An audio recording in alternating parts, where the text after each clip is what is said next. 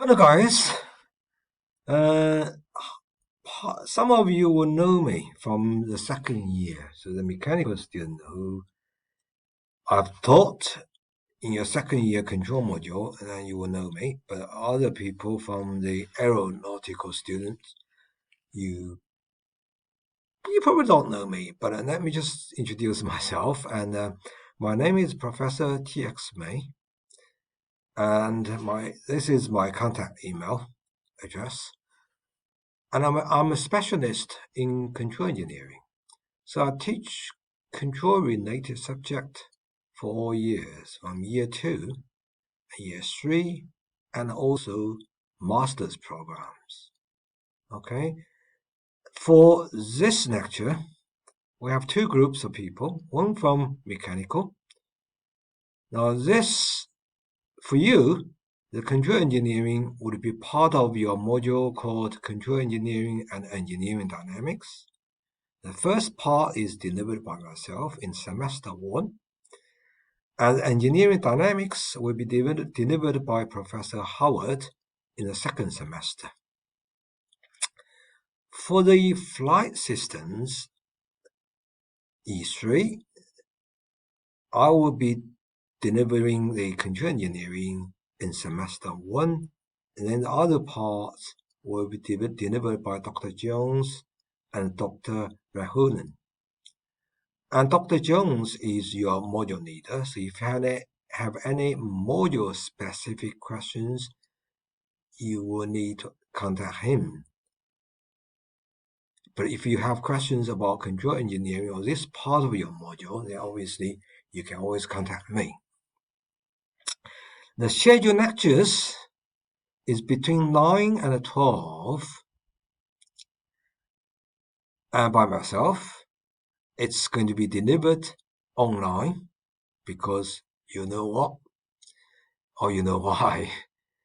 And there's also a coursework related to a PID control lab. That's going to be done by a mixture of video demonstration and computer simulations using MATLAB. Okay, so you will need to download the MATLAB onto your personal computer, and the university provide a free license for that. Okay, so you can actually download it and install on your own computer.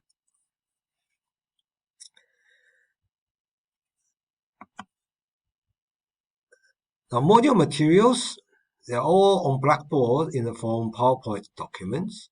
So for everything I use, you will see PowerPoint documents installed or uploaded under control lecture notes in the content part of your module. Okay. Now, as part of the PowerPoint documents, I also included the practical questions, and which you can actually go and try yourself, and literally after every session. Okay, with a couple of exceptions. Now there are also a couple of textbooks for reference if you are interested in for extra reading. Now assessments will come in two forms. One will be the exam in May 2021. For mechanical students, you will have six questions, 3 from control, 3 from dynamics. For flight systems or aeronautical students, there will be also 6 questions, 2 from me, 2 from Dr. Jones, 2 from Dr. Rahulan. Okay, and that account for 70% of your overall mark. Now, depending on how the exam is going to take place, if they are online again, then most likely you will be asked to do all the questions. If the situation regarding the COVID-19 improves by May next year, and we could have sit-in exams, in which case, I guess we will set questions and then ask you to select 4 out of 6 questions. But that's all depends on how things go. And you will be obviously notified in due course. Coursework accounts for 30%. For the mechanical students, you have 2 coursework. One is for control part, and one is for the dynamics. I think for the aero students, I think there are 3. So control engineering will account for 10% of overall mark. Okay, there are 3, so therefore it add together that give you 30. So that's the general information about the control part of your module. And that's kind of information I provide every year when I start my lectures. But obviously we are not under the normal circumstances. Okay, before, in the previous years, we would have 2-hour lecture every week and then plus 1-hour tutorial. But this year, that's not going to happen due to the lockdown, the social distancing issues, things like that. So all the teaching is moved to, all the lectures are moved to online. So there will be no face-to-face, which means interactions are more difficult. But they are possible. We still have Blackboard Collaborator, we still have emails, you can contact me. And obviously, the situation is not ideal. It's not something I like, because I like to see your faces. I like you sort of stopping me in the middle of my lecture and say, "Sorry, Professor May, I don't understand that bit. Can you explain again?" Or say, "Well, we need one more example on this. Can you actually add another example?" And sometimes I might ask you a question for waiting for an answer. And in my lectures, I often set practical questions and let you do it just there and then. But that's now a lot more difficult to do, by online teaching. So, but we have to work together to make it work. Okay, so what I've done over the summer, so I've had a really busy summer to revise everything. Remember, this is not the only module I teach. I also teach other modules, second year and masters. So I have revised substantially all my teaching materials. The PowerPoints being enhanced, and they are designed now to be more suitable for online delivery. And I explain them in much more details, and also on paper, i.e. on the slides, you will see a lot of explanations. And I have added a lot more examples. The lectures will be pre-recorded, so to avoid issues like, with broadband, things like that, we all know sometimes it gets very frustrating if my broadband is cut off. Sometimes it does happen. You don't know these things. They are just things out of our control. And I have lost my broadband a couple of times, even over summer. And every time it takes at least 1 or 2 days to get them sorted. So to prevent things like that, to stopping us from making progress, I have recorded the videos for each lectures and post them on Blackboard.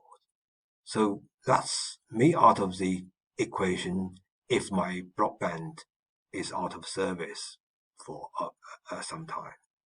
But keep fingers crossed, hopefully not. And now the videos I post on your Blackboard site will roughly cover the topics I would normally cover every Friday, assigned for that week. So you will be given videos for each week to watch. Okay, sometimes 1 video, but most of the time 2 videos. But videos obviously are not going to last for 2 hours because we got no breaks in between, and you got no you can't stop me from talking because it's pre-recorded, and you can't ask questions during the recording, and I can't ask you questions during recording. That kind of stuff. It all takes time, but it's normally that will be the part of a normal process. I ask you questions, you ask me questions, that kind of stuff. There will be a lot of interactions during my lectures, but with video recording, that's more difficult. And obviously, I'll come to that in a minute, how we're going to deal with questions, okay? But mostly the video, you will get a set of practical questions after each video as well. Okay, so that's for you to try and do it, have a go and see if you understood everything. The online or live session for tutorials will follow your 2-hour slot that allocated for watching the videos. Okay, so we will be a 1 hour for live chats if you have questions to ask me. But I will explain that in a minute, how that's going to be arranged. Obviously, we are dealing with a very difficult situation, so it's not only me that needs to put a bit of extra effort into it, and I also expect extra effort and enhanced engagement from you guys as well. Now, because everything now are online, and most lectures, I guess, will be recording, either using pre-recorded videos, or they will record their lectures if they're delivered live. So there's a possibility to watch the videos afterwards.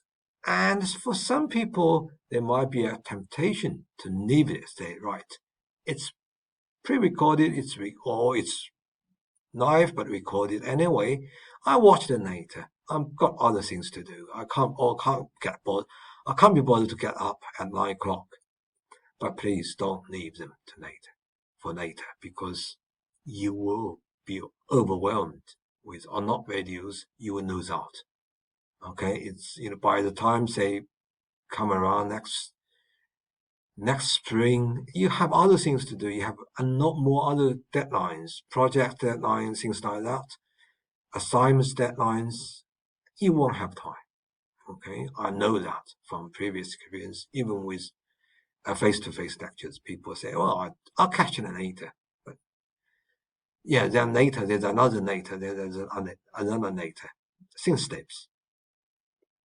Videos will be available online on your Blackboard, and each video, or you get a couple of videos a week. They are clearly marked for which weeks. Okay, so I don't expect you to watch them beforehand, but keep it up with the week's videos.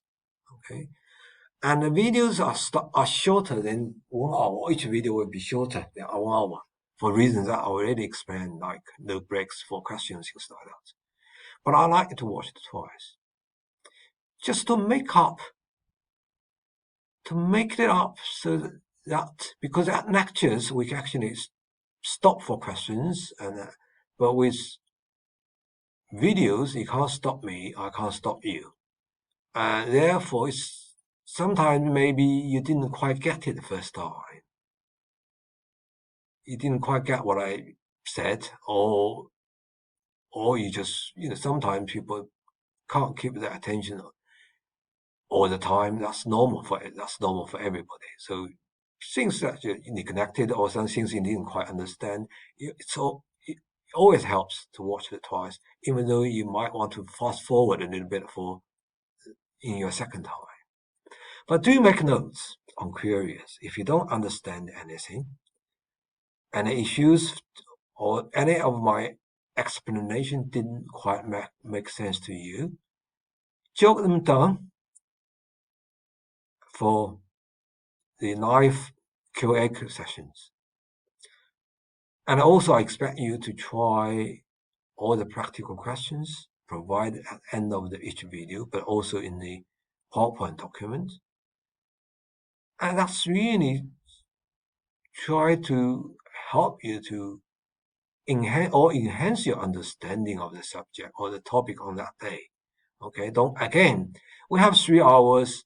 Normally, that 2 hours for watching videos, 1 hour for Q&A session. You can actually start doing your questions once you feel you had enough of the videos. And then you can ask questions or something you struggle with in my live Q&A sessions. And obviously, you can always go back to the video or go back to the PowerPoint if you find any of the questions difficult. And most of the time, you will find very similar examples as to your question. Okay, so I don't really just set these questions out of blue, and they are all related to the topics on discussion on the day, and also I'll provide examples most of the time that's very similar to your questions.